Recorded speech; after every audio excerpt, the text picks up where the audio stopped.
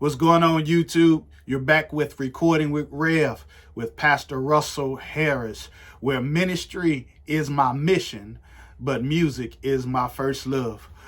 Well, on today, as you can see behind me, my computer is updating. I got about 35 minutes, so I can't do any recording. So I decided to show you some of my microphones.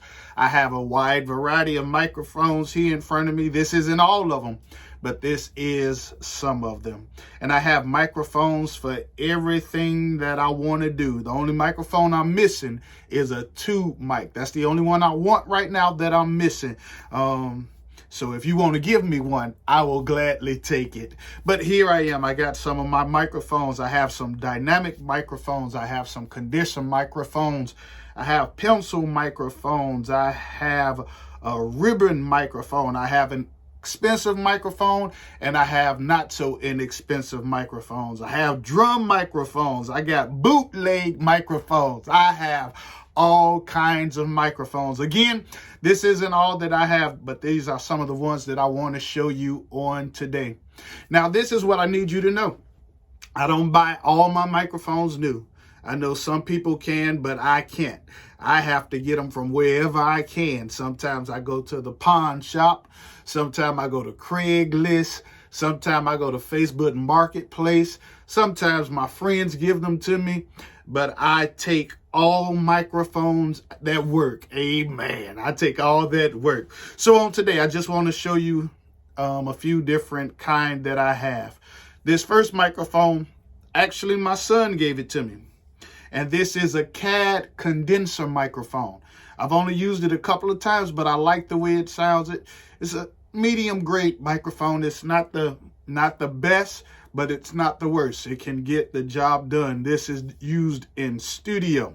Along with that one, about a month or two ago, I bought a Tascam 1608 interface. And when I bought that interface from the pawn shop, it actually came with this microphone. This is the Tascam TM80, the TM80.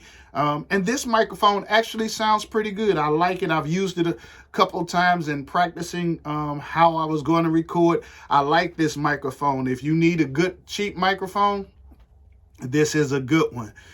Sticking with the Tascam, I also have another microphone that my son gave me called the Tascam TM78.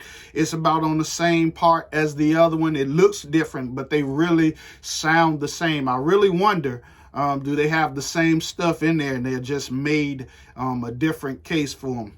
Pretty good microphone though.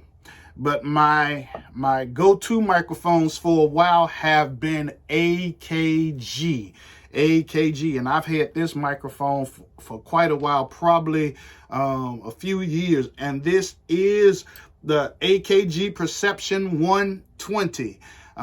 Perception 120. This is a good microphone, and I've had it, like I said, a few years now, and I've been using it on everything. I was using it on vocals. I've done a lot of vocals with it. Matter of fact, people who have come into my studio have recorded their vocals on there. This is a great microphone. But I wanted to try doing it different, using it in a different way. So I wanted to use it as overheads on drums. So for Christmas, I told my son I wanted a microphone, and guess what he got me? He got me the new improved 120. So I have two 120 microphones. One of them is look blue. I think they call it silver, and one of them is all black. Great microphones. I'm about to start using them on overheads for the drums. So I'm looking forward to knowing what they sound like. And as soon as I do a video, do a session, I will let you know what they sound like. AKG, I told you, are my main mics. Here I have another AKG, a 220 this time, and this 220 is a little better than the 120s. This one has a lot more body. It's more detailed. So I like the AKG 120. I was looking for a warmer mic, and I did a video a little while back about finding a warmer mic, and I can't Again, I can't go out and buy the most expensive microphones, but I found a microphone for right around $100 that's warmer for me. And guess what it is? It's a MXL R144. This is a ribbon microphone. It's that old school vibe. It has that real warm sound, but you have to be careful with how you use this. You can't use this with phantom power because you might mess it up. So you can use this microphone and it will sound great. It will sound great. I've used it and I love it. I love it.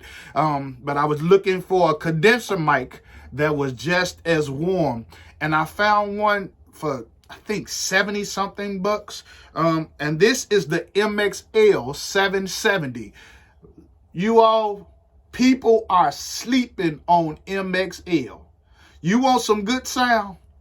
MXL has some good sound. I am not sponsored by MXL, but I love the way this microphone sounds. I would put it up against any of these other ones, and I would believe that MXL would come out in the top.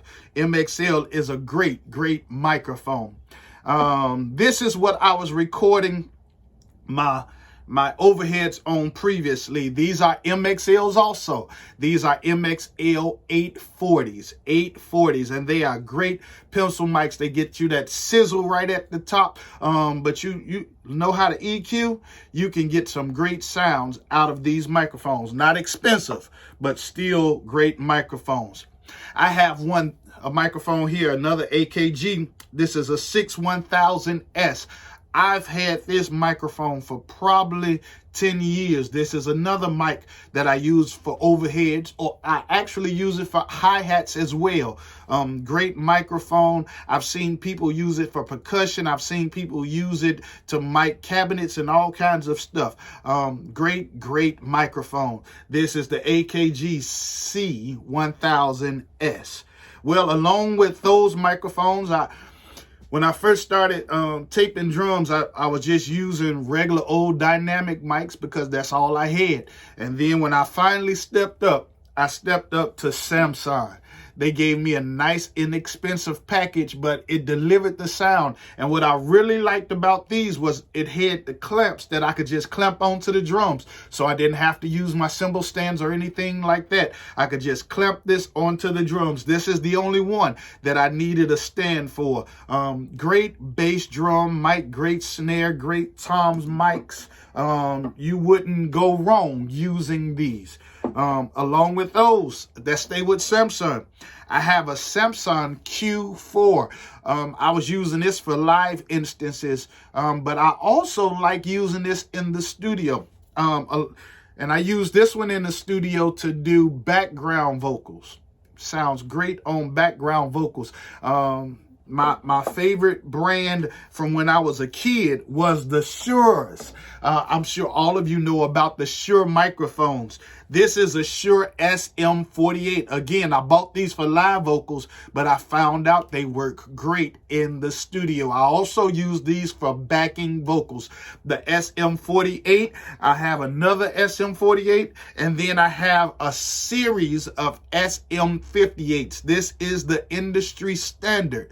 I love this microphone. Not only do I like the SM58, but guess what?